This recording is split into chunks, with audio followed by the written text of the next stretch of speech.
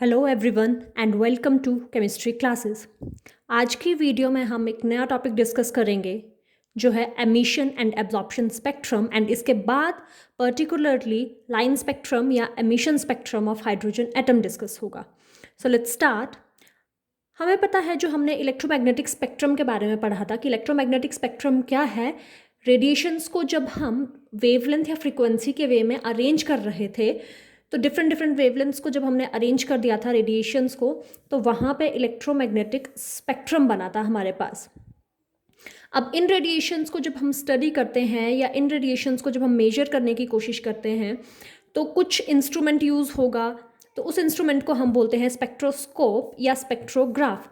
और इन रेडिएशंस का पर्टिकुलरली जो मेजर होती है चीज़ वो होती है वेवलेंथ एंड फ्रीक्वेंसी। अब ये जो स्पेक्ट्रोस्कोप होता है इसके कुछ बेसिक से कंपोनेंट्स होते हैं, वो डिस्कस करेंगे पहले कि वो कंपोनेंट कौन कौन से होते हैं। अगर वो कंपोनेंट्स पता है फिर ही हम अच्छे से emission and absorption spectra clear कर पाएंगे। सो इसमें क्या होता है, एक स्लिट होती है, इस तरह से होती है कि उसमें बहुत ही नैरो गैप होता है, बहुत छोटा सा गैप होता है जहाँ से रेडिएशन हमारी पास हो सकती है। जब ये स्लिट से पास होगी लाइट जो भी सोर्स से आ रही है हमारे पास, ये रेडिएशन को हम फिर फॉल कराते हैं प्रिज्म पर। अब प्रिज्म में क्या होता है, हमारी जो लाइट है उसकी डिस्पर्जन हो जाती है, वो डिफरेंट डिफरेंट कलर्स की वेवलेंथ में स्प्रेड हो जाती है। उसके बाद हमें एक स्क्रीन चाहिए जिसको हम यूजुअली बोलते हैं फोटोग्राफिक प्लेट, जिसमें ये रेडिएशंस जो है वो कुछ पैटर्न शो करती हैं और उस पैटर्न की एनालिसिस करते हैं हम, और वहीं से हम क्लियर कर पाते हैं कि ये एमिशन टाइप ऑफ स्पेक्ट्रम है या एब्जॉर्प्शन टाइप ऑफ स्पेक्ट्रम है। बट लेटर ऑन क्या हुआ, हमारा ये जो स्क्रीन थी इसको हमने इलेक्ट्रॉनिक डिवाइसेस के साथ रिप्लेस कर दिया, तो डायरेक्ट वहाँ पे इलेक्ट्रॉनिक डिवाइसेस जो है वो एनालाइज करते हैं। जो हमारी ब्रांच है साइंस की जो इस पर्टिकुलर कॉन्सेप्ट के साथ डील करती है, मतलब जो भी हमारे पास रेडिएशंस है उनका जो भी स्पेक्ट्रम है उसको स्टडी करती है, उस ब्रांच को हम बोलते हैं स्पेक्ट्रोस्कोपी। स्पेक्ट्रोस्कोपी की भी आगे बहुत सारी ब्रांचेस आती हैं, लाइक एनएमआर हो गया। वो एनएमआर एक अलग टाइप की ब्रांच है जो पर्टिकुलरली रेडियो वेव्स को स्टडी करती है। आईआर स्पेक्ट्रोस्कोपी हो गई, यूवी स्पेक्ट्रोस्कोपी हो गई। ये डिफरेंट डिफरेंट जो हमारी रेडिएशंस हैं उनकी स्टडी के लिए डिफरेंट डिफरेंट नाम हमने स्पेक्ट्रोस्कोपीज को दे दिए हैं। जो हमारे पास ये फिल्म फाइनली, या हम बोल सकते हैं कि जो पैटर्न हमारे पास ऑब्टेन हो रहा होगा डिफरेंट डिफरेंट रेडिएशंस के साथ, उसको हम बोलते हैं स्पेक्ट्रम या फिर स्पेक्ट्रोग्राम। अब जो स्पेक्ट्रम है उसकी क्लासिफिकेशन होती है दो तरह से, एक रहता है हमारा एमिशन स्पेक्ट्रम एंड दूसरा रहता है absorption spectrum. And emission spectrum में भी हमारे पास दो तरह के स्पेक्ट्राज होते हैं, that is continuous spectra and line spectra. और यही है वो लाइन स्पेक्ट्रा जो हम हाइड्रोजन के लिए डिस्कस करेंगे लेटर ऑन। इट मीन्स जो लाइन स्पेक्ट्रा है वो एक टाइप का एमिशन स्पेक्ट्रा ही है। पहले तो देख लेते हैं कि एमिशन स्पेक्ट्रा क्या है या एमिशन स्पेक्ट्रम क्या है, उसके बाद इसके टाइप्स डिस्कस करेंगे। एमिशन स्पेक्ट्रम में क्या होता है, हमारे पास जो रेडिएशन सोर्स से आ रही हैं वो डायरेक्टली हम प्रिज्म पर फॉल करा देते हैं। जैसे अभी मैंने आपको बताया कि इस नैरो सी स्लिट होती है, ये तो बहुत बड़ा गैप दिखाया जा रहा है, बहुत नैरो सा होता है ये। यहाँ से जो भी रेडिएशंस आ रही हैं वो पास ऑन हो जाएंगी और डायरेक्टली हमने जो भी सोर्स से लाइट आ रही है, यहाँ पे जो सोर्स पड़ा है इस नाम का, वहाँ से लाइट आ रही है और डायरेक्टली हमने प्रिज्म पर फॉल करा दिया और फिर हमने उसको फोटोग्राफिक प्लेट पे कलेक्ट कर लिया और स्पेक्ट्रम एनालाइज किया। यहाँ पे हमने बीच में जो सोर्स से लाइट आ रही है और प्रिज्म है उसके बीच में कुछ भी मीडियम नहीं रखा है, कुछ भी ऐसी चीज़ नहीं रखी है या कोई भी ऐसा सब्सटेंस या सॉल्यूशन नहीं रखा है जो इन रेडिएशंस को एब्जॉर्ब कर रहा हो और फिर उसके बाद जो बची कुची हूँ वो प्रिज्म पर जा रही हूँ। सो डायरेक्ट हमारी लाइट जो है वो सोर्स से आ रही है और प्रिज्म पर फॉल हो रही है। तो अब पॉइंट आता है कि फिर continuous spectrum and line spectrum क्या है। तो कॉन्टिन्यूस स्पेक्ट्रम क्या है, जैसे हमारे पास वाइट लाइट है, तो जब हमारी वाइट लाइट स्लिट से पास हो रही है एज अ बीम बन के ये जा रही है, प्रिज्म पे जब फॉल की, डिफ्रैक्शन हो गई, तो सारे के सारे जो हमारे कलर्स हैं, जो हमारा विवग्योर रहता है, जो 7 कलर हैं वाइट लाइट के, विजिबल लाइट के, वो हमें पूरा पैटर्न इस तरह से दिख जाएगा। एंड आपने नोटिस किया होगा जैसे रेनबो होता है तो वो भी डिस्पर्जन ऑफ लाइट ही है। एक कॉन्टिन्यूट पैटर्न रहता है, जैसे वॉयलेट कलर है तो वॉयलेट कलर के बाद कोई गैप नहीं होगा इंडिगो कलर के लिए, कॉन्टिन्यूसली इंडिगो कलर स्टार्ट हो जाएगा। इंडिगो कलर के साथ नेक्स्ट में मर्ज्ड होते हैं ये different different colours, blue colour start हो जाएगा, then green, yellow, orange and red, इस तरह से कॉन्टिन्यूसली आपको कलर्स मिलेंगे विदाउट एनी गैप। तो मर्ज्ड होते हैं कलर, इसलिए हमने इस स्पेक्ट्रम को, इस टाइप के एमिशन स्पेक्ट्रम को नाम दिया कॉन्टिन्यूस स्पेक्ट्रम या कॉन्टिन्यूस एमिशन स्पेक्ट्रम। अब कुछ एक पॉइंट इस कॉन्टिन्यूस स्पेक्ट्रा के नोट करने वाले हैं, वो ये कि जो सोर्स हम यूज़ कर रहे हैं वो सोर्स क्या हो सकता है। सनलाइट डायरेक्ट एक हमारे पास सोर्स है कॉन्टिन्यूस स्पेक्ट्रम के लिए। जैसे सनलाइट आती है, जब वो वाटर ड्रॉपलेट से पास हो रही है तो वाटर ड्रॉपलेट वहाँ पे एज अ प्रिज्म काम कर रहे हैं, और हमारे पास रेनबो शो होता है, जो दो तरह के होते हैं, प्राइमरी एंड सेकेंडरी, हमारे पास रेनबोज आते हैं। सेकेंडली बल्ब जो हम नॉर्मली यूज़ करते हैं, लाइट बल्ब, वो भी एज अ सोर्स एक्ट कर सकता है। और कोई भी ऐसी हॉट ग्लोइंग बॉडी हो जिससे लाइट निकल रही हो तो वो भी कॉन्टिन्यूस स्पेक्ट्रा के लिए एक सोर्स बन सकता है, मतलब वहाँ से जो भी स्पेक्ट्रम हमें मिलेगा वो कॉन्टिन्यूस स्पेक्ट्रम होगा। अब जब मैंने ये फिगर बनाई है, इस फिगर को अगर आप नोटिस करो तो लाइट प्रिज्म से पास हुई, बेंड हुई, बट रेड कलर वाली जो वेवलेंथ वाली जो लाइट्स थी वो लेट डेविएटेड हैं, बट सबसे ज़्यादा जो डेविएटेड हैं वो वॉलेट कलर वाली हैं। एंड वी नो जो लैम्डा है वो मैक्सिमम रहता है, वेवलेंथ सबसे ज़्यादा रहती है हमारे पास रेड कलर के लिए, एंड लैम्डा लीस्ट रहता है वेव के वॉलेट कलर के लिए। तो जो जिस लाइट की रेडिएशन की जिस वेवलेंथ हमारे पास लॉन्गेस्ट है जिस भी कलर के लिए, जैसे रेड कलर के लिए हमारे पास लॉन्गेस्ट वेवलेंथ है तो वो लीस्ट डेविएटेड रहेगा, एंड वॉयलेट कलर जिसके लिए सबसे शॉर्टेस्ट वेवलेंथ थी वो मोस्ट डेविएटेड रहेगा, हमारे पास मोस्ट डेविएशन शो करेगा, एंड एक कॉन्टिन्यूस स्पेक्ट्रम हमें मिलेगा, इसलिए हम इसको कॉन्टिन्यूस स्पेक्ट्रा बोल रहे हैं। Next comes to line spectra. अब लाइन स्पेक्ट्रा में क्या होगा, डायरेक्ट यहाँ से सन या बल्ब या किसी भी हॉट बॉडी से डायरेक्टली लाइट आ रही थी। अब हमने क्या किया, जो लाइट आ रही है वो किसी पर्टिकुलर सब्सटेंस से आ रही है, हमने क्या किया, ये प्लेटिनम वायर ले लिया और इस पर यहाँ पे हमने जैसे हमने यहाँ पे ले लिया सोडियम क्लोराइड या सोडियम का कोई भी कंपाउंड ले लिया, कोई भी ले सकते हैं आप, पोटेशियम का ले लो, कोई और भी ले लो। तो वो क्या करेगा, जब आप इसको बर्नर की फ्लेम में बर्न करोगे तो ये कलर शो करेगा, लाइट एमिट करेगा यहाँ से, और वो लाइट को जब आप फॉल कराओगे प्रिज्म पे, तो जैसे ऊपर वाले पैटर्न में आपको सारे के सारे कलर्स दिखे थे, यहाँ पे ऐसा नहीं होगा, यहाँ पे आपको सिर्फ 2 लाइंस मिलेंगी, और वो भी मिलेंगी येलो कलर की, अगर मैं पर्टिकुलरली सोडियम के लिए बात करूँ। तो इस तरह का कुछ पैटर्न रहेगा कि ये जो स्पेक्ट्रम की आपके पास पैटर्न आएगा, तो पूरा शेडेड रीजन रहेगा, कलर ब्लैक रहेगा आपके पास, एंड सिर्फ 2 पोजीशन पे आपको येलो कलर की लाइंस मिलेंगी, और ये पर्टिकुलर है for sodium and sodium compounds, कि ये 2 येलो कलर की लाइन जो थोड़े गैप से, थोड़े रेड डार्क स्पेक्ट्रा से, डार्क स्पेस से सेपरेटेड हैं, वो शो करेगा। अगर यहाँ पे मैं पोटेशियम ले लेती तो जो यहाँ से बर्न होके जो लाइट निकल रही थी वो वॉलेट कलर की निकल रही थी। डिफरेंट एलिमेंट्स और उनके कंपाउंड्स जो हैं वो डिफरेंट तरह के कलर शो करते हैं, और डिफरेंट तरह की लाइंस मिलेंगी एट पर्टिकुलर वेवलेंथ। जैसे सोडियम के केस में यहाँ पे फिक्स है, जो है आपके पास जो 2 वेवलेंथ्स हैं वो फिक्स पॉइंट्स पर मिलेंगी। अब यहाँ से हमें क्या क्लियर हो रहा है कि ये जो हमारे पास सोर्स है क्या होगा, कोई वॉलेटाइल सॉल्ट लो आप, या फिर किसी भी गैस को डाई इलेक्ट्रिक डिस्चार्ज कराओ, उसका मतलब आप क्या करोगे, इस तरह से सोर्स ले लिया मैंने, ये ट्यूब ले ली, यहाँ पे मैंने कोई गैस डाल दी एंड मैंने उसको एक्सटर्नल इलेक्ट्रिक फील्ड प्रोवाइड करा दी, तो क्या होगा, ये डिस्चार्ज होगी, आइंस में कन्वर्ट हो जाएगी, एंड देन आपको वो कलर शो करेगी। तो लाइट एमिट होगी अगर आप कोई भी सॉल्ट, वॉलेटाइल सॉल्ट ले रहे हो, या फिर इलेक्ट्रिक डिस्चार्ज या इलेक्ट्रिसिटी पास करा रहे हो किसी गैस से एट लो प्रेशर, तो आपके पास जो भी कलर आएगा एमिटेड लाइट का वो उस सब्सटेंस की नेचर पे डिपेंड करेगा। जैसे मैंने सोडियम का एग्जांपल दिया तो येलो कलर की आपको लाइट मिलेगी, आप पोटेशियम ले लो वॉलेट कलर की मिलेगी, आप कोई और मेटल ले लो तो आपको डिफरेंट कलर की, या उसका कंपाउंड ले लो तो डिफरेंट कलर की लाइट मिलेगी आपको। अब उसके बाद क्या है कि अगर इन 2 स्पेक्ट्रम में, ऑल्दो ये दोनों ही हमारे पास एमिशन स्पेक्ट्रम हैं, बट अगर मैं इसमें और इसमें डिफरेंस काउंट करने के लिए कहूँ तो यहाँ पे मुझे कॉन्टिन्यूस स्पेक्ट्रम मिल रहा है, यहाँ पे मुझे नॉट अ कॉन्टिन्यूस स्पेक्ट्रम मिलेगा।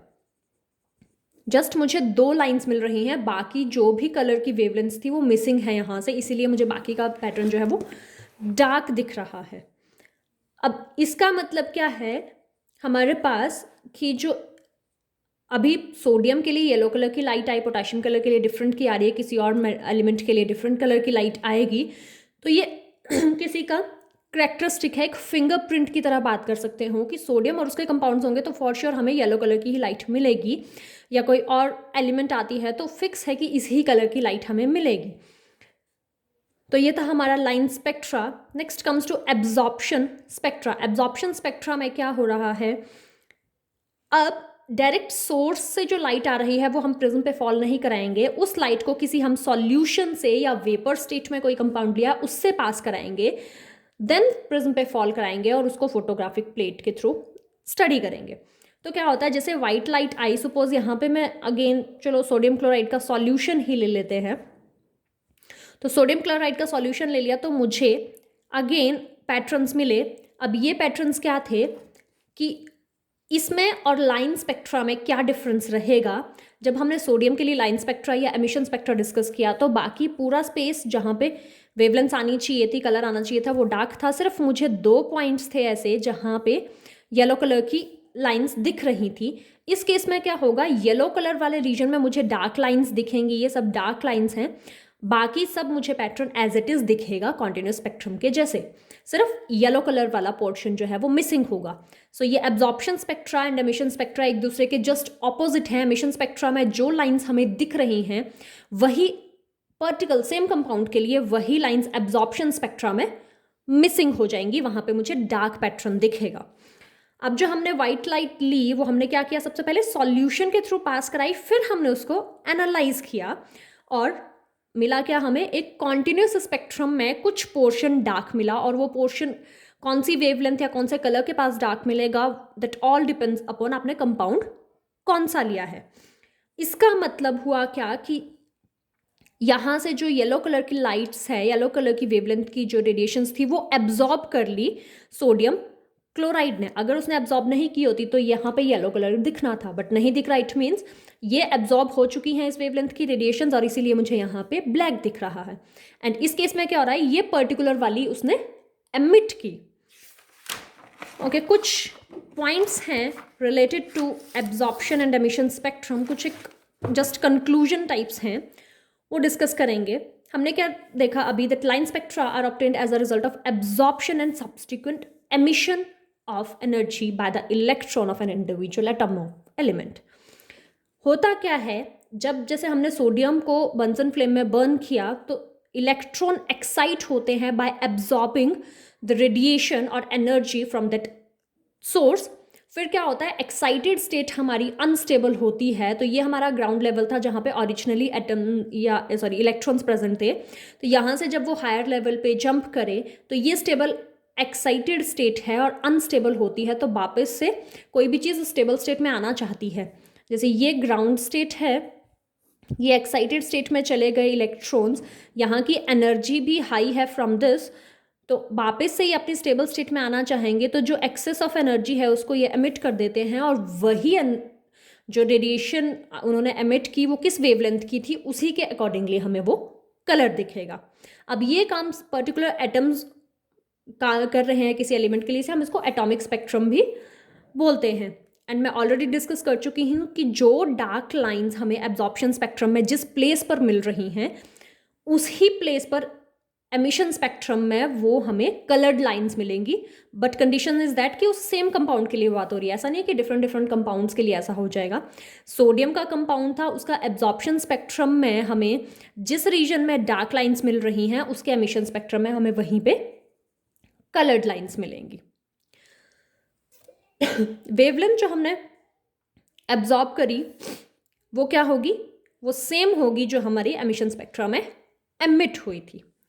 Now moving towards the line spectrum और एमिशन स्पेक्ट्रम ऑफ हाइड्रोजन। इसमें जैसे मैंने आपको लाइन स्पेक्ट्रम में बात की कि या तो वोलेटाइल सॉल्ट ले लो या फिर इलेक्ट्रिक डिस्चार्ज पास कराओ किसी गैस से एट लो टेम्परेचर। तो हमने जब हाइड्रोजन के साथ ये काम किया तो हाइड्रोजन गैस को लो टेम्परेचर पे हमने डिस्चार्ज ट्यूब में एग्जामिन किया तो अगेन जैसे सोडियम के केस में हमें सिर्फ 2 लाइंस मिल रही थी, यहाँ पे हमें नंबर ऑफ लाइंस मिलने शुरू हो गई। मैंने यहाँ पे आपके लिए emission spectrum as well as absorption spectrum दोनों ही बनाए हैं। जस्ट टू क्लैरिफाई, हुआ क्या कि हाइड्रोजन के केस में सिर्फ 2 लाइंस नहीं आई, बहुत सारी हमें लाइंस दिखी। जब मैं एमिशन स्पेक्ट्रम की बात करूं तो बहुत सारी कलर्ड लाइंस मिली, एंड एब्जॉर्प्शन स्पेक्ट्रम की बात करूं तो एक कॉन्टिन्यूस स्पेक्ट्रम में बहुत सारी डार्क लाइंस हमें मिली।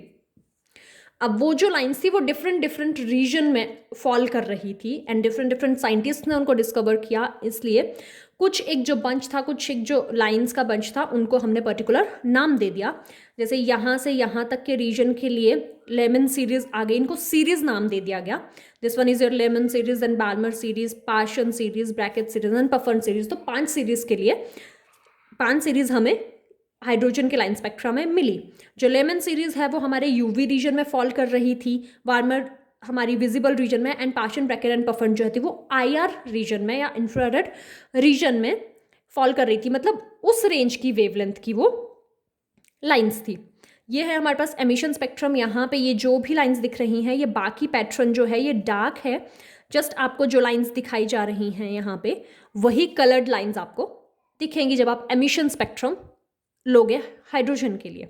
बट अगर आप एब्जॉर्प्शन स्पेक्ट्रम लेते हो तो एग्जैक्टली जहाँ जहाँ आपके पास डार्क लाइंस आई, सॉरी कलर्ड लाइंस आई थी एमिशन स्पेक्ट्रम में, वहीं आपके पास ऑल्दो कॉन्टिन्यूस स्पेक्ट्रम में आपके पास डार्क लाइंस आ जाएंगी exactly on the same locations and same number of lines.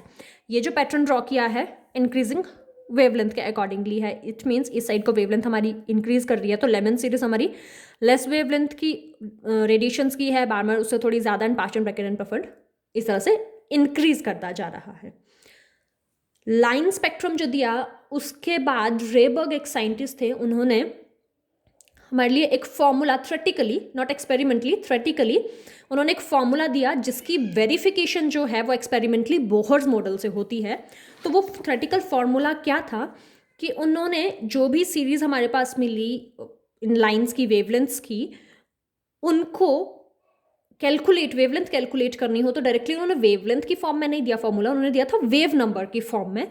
तो वो फॉर्मूला था R, that is sorry nu bar is equals to, nu bar is your wave number, R into 1/n1 square minus 1/n2 square. अब ये are क्या है? रेबर्ग constant, एक constant है और रेबर्ग साइंटिस्ट ने दिया था तो इसलिए इसका नाम रेबर्ग हो गया।